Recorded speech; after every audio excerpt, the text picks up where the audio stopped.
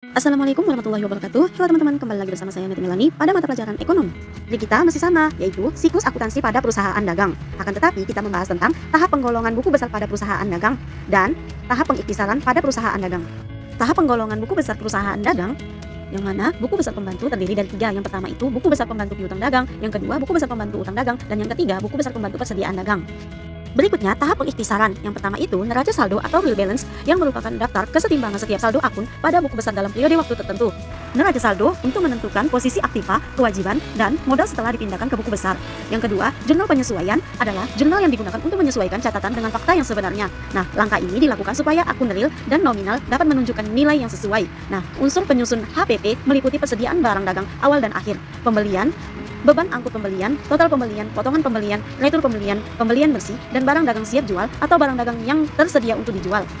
Nah, yang ketiga itu ada kertas kerja atau neraca lajur. Ini adalah suatu daftar yang dibuat untuk mencatat neraca saldo, jurnal penyesuaian, dan buku besar guna menyusun laporan keuangan.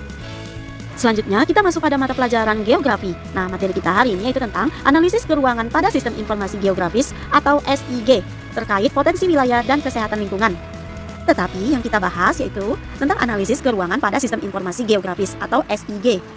SIG merupakan sistem yang mengelola pangkalan data yang berisi data dengan referensi geografis dan memiliki informasi spasial. SIG juga berfungsi untuk mengumpulkan, mengatur, mengelola, menyimpan, dan menyajikan segala jenis data yang berkaitan dengan kondisi suatu wilayah. Yang mana terdapat 4 subsistem dalam pengelolaan SIG. Yang pertama itu ada subsistem masukan data atau data input.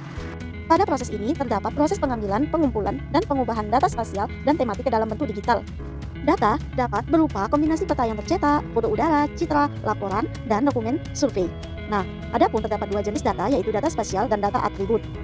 Serta ada 4 jenis sistem memasukkan data yang umum digunakan dalam SIG. Yang pertama itu ada keyboard entry, geometri koordinat, digital manual, dan memindai. Yang kedua, subsistem penyimpanan data dan pengambilan data. Ini bagian mengelola data spasial dan data atribut sehingga dapat dengan cepat diambil oleh pengguna untuk melakukan analisis. Nah, adapun terdapat beberapa model data yaitu model data untuk data spasial, lalu model data untuk data atribut. Nah, data atribut tidak memiliki informasi data spasial, akan tetapi menjadi pelengkap bagi data spasial. Yang ketiga, subsistem manipulasi dan analisis data. Nah, subsistem ini memungkinkan penggunaan untuk menentukan dan mengeksekusi prosedur spasial dan atribut untuk menghasilkan informasi spasial. Yang keempat, subsistem penyajian data atau output.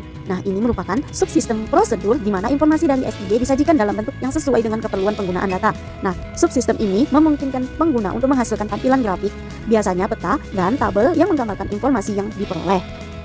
Thanks for watching. Sampai ketemu lagi pada pertemuan berikutnya. Wassalamualaikum warahmatullahi wabarakatuh.